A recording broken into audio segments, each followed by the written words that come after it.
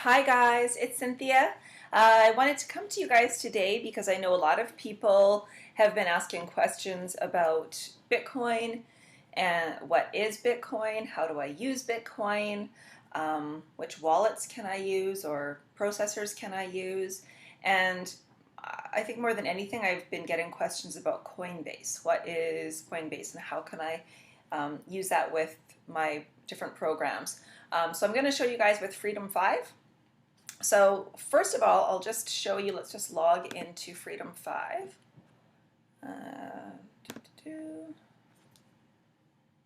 Please don't be down, we're switching servers today. Totally upgrading to a huge new server. So that is awesome news. Okay, so once we're logged in, we can go to Account Activity, and then go to Profile. Okay, and then we're going to scroll down here. We're going to see all this info here. Okay, so payment processor. You can choose which payment processor you want to use. I'm not sure. I think we're going to end up having just coin payments on here if I'm not mistaken. Now keep in mind you can use blockchain, Coinbase, coin payments, just about any kind of a Bitcoin wallet that you can think of. There's even Bitcoin wallets within Solid Trust Pay, and I think Payeer has one as well.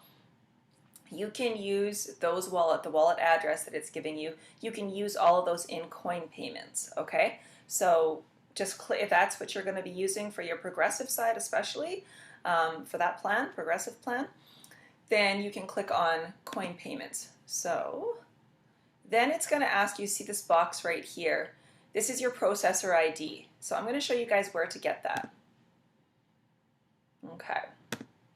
So now I'm going to sign in. You'll see what it's, oh, I didn't do it. Normally that's because I've already asked not to have my verification code sent anymore.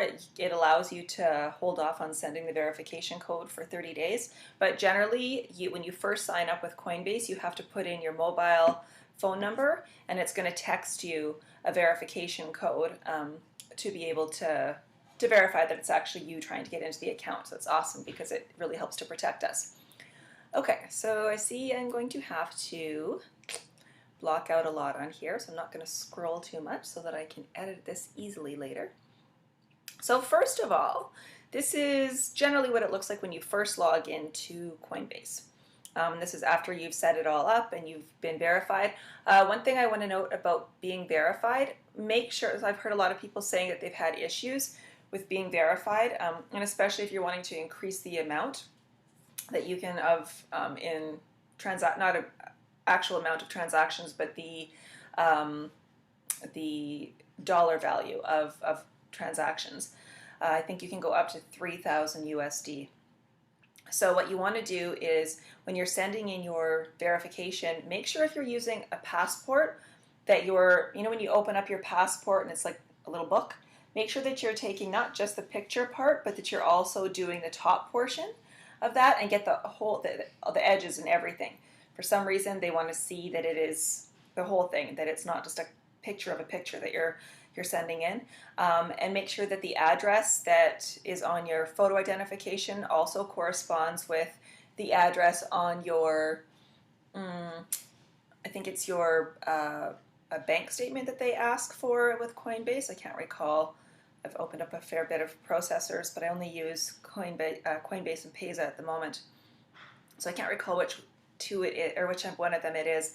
But you do have to make sure that the address matches, and that you also, if you're sending in a statement, if it's a utility bill or bank statement or anything like that, it has to be within the last 6 months. So make sure that it's all recent and that everything coincides with your actual identification as well, photo identification. Okay, so now when we are in Coinbase, looks a little confusing at first. Okay, this invite friends, this is what you would click on and it's going to bring you to your link. So this is if you wanted to send this to somebody else or if you want to post it on Facebook. If somebody clicks on this and signs up through it, you both get $10 USD. As soon as that person puts $100 USD through their account, and it could be 50 one day, 50 another day. Once it's been a total of 100, it will automatically deposit $10 USD into both of your accounts. So it's a real bonus. It's awesome to share that affiliate link. Help, that's just if you've got any, if you want to go to support. This one BTC, this shows you what the value, BTC is your Bitcoin. So the value of one Bitcoin today is 590. Now keep in mind what I have on here is Canadian, okay? You'll see right here, this is, because I'm from Canada, I set mine up in Canadian currency. However, most people I think are going to have that in USD. Kind of wishing I would have set that up in USD. Now, if you're going to see that it's going to be a little bit lower because our dollar is just so silly right now in comparison to the US dollar. But you're going to see this fluctuate. It's not going to be too drastic. People, they get so worried about how much Bitcoin fluctuates, but keep in mind, so does every currency. So it's generally going to be fractions of a cent that you're going to see things move, or maybe a cent or two that it's going to fluctuate. So it's really not as volatile a fluctuation as a lot of people insinuate. Then you're going to have your name over here. If you want to add your profile picture, that's fine. Your primary wallet, most of the time this is going to be your BTC wallet, so that's what first comes up. Your advanced settings, let's just go to that for a second. Now I want to show you, you're going to have a bunch of different addresses over time. When you are on, doesn't matter if it's Coinbase, what it is, with a Bitcoin wallet, these long crypto or cryptid addresses that you see here, they change frequently. Okay, so don't, if you enter it or you send something to somebody one day and then you go in and you think, oh my gosh, that wasn't my address, I sent that person. Don't worry about it, it's fine. It changes frequently, but they all link back to your Bitcoin wallet, okay? So to your actual Bitcoin account within Coinbase being your wallet. Okay, so, and then your settings, well, that's just, this is just your user profile. You can just change different things on here, nickname, your email address.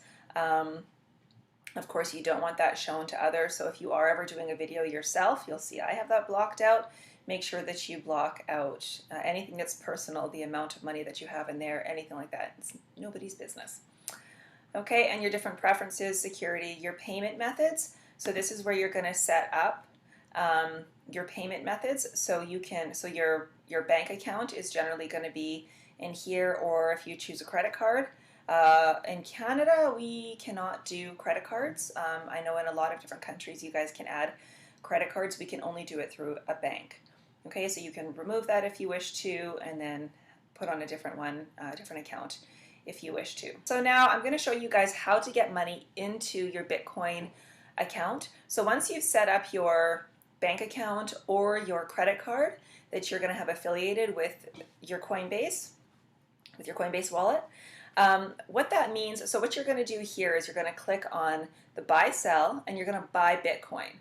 Okay, so you can just state how much. So for example, say that you want to you need $500, and let's also just assume that this says USD. I know it's kind of confusing because mine says CAD, so ignore the values and everything up here. So if you needed $500, you would just simply enter in $500. Then your payment method, this is going to be your bank or your credit card. You can add a new method. So I believe this is how you can add STP or Payeer or any of those addresses that you might have with Bitcoin or blockchain, anything like that. Okay, and then you're going to have it going into your Bitcoin wallet. Or, well, actually, I don't think we have option here. Yeah, right, because we're buying Bitcoin, so that has to go into the Bitcoin wallet. You can also go into your Canadian wallet or American wallet or whatever your currency is, and you can buy Bitcoin. No, you can't. Never mind. I take that back. Okay, sell Bitcoins. I'm not doing anything like that. Most of us, you don't really have to worry about that until you're looking at putting money. Oh, wait a minute. Was this? Yes. Oh, sorry. Yeah, this is exactly how we get money back into our account there.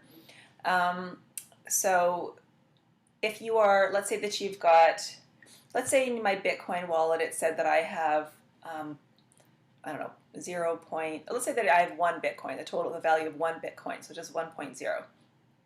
So I could say, okay, I want to transfer that back into my account. So I would use this little arrow here, these 2 arrows here, and I want that 1 Bitcoin. It's automatically going to come up with 1 Bitcoin anyways. And then you would have the coins coming out of your Bitcoin wallet, okay, and then you could have them going into your payment method. So you can either put them into your USD or Canadian wallet, or you can put that directly into your bank account.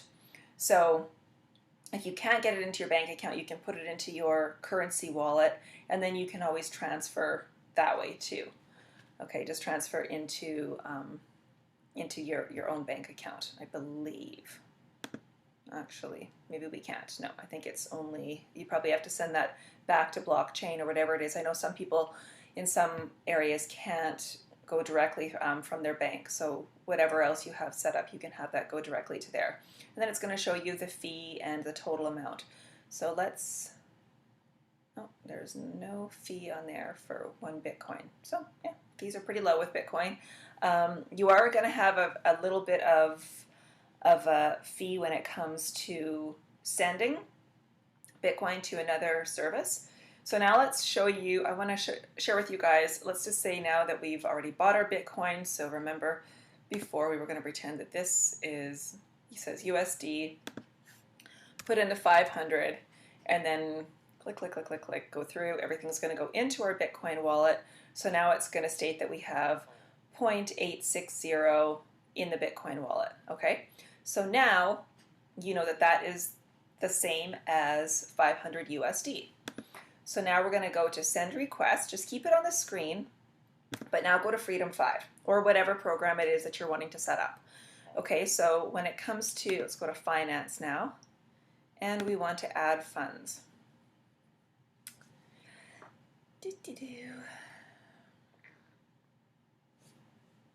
Okay, scroll down. So now if I put 500, okay, we can see the fees for Solid Trust Pay, that sort of thing. With coin payments, we have no fees. Yay!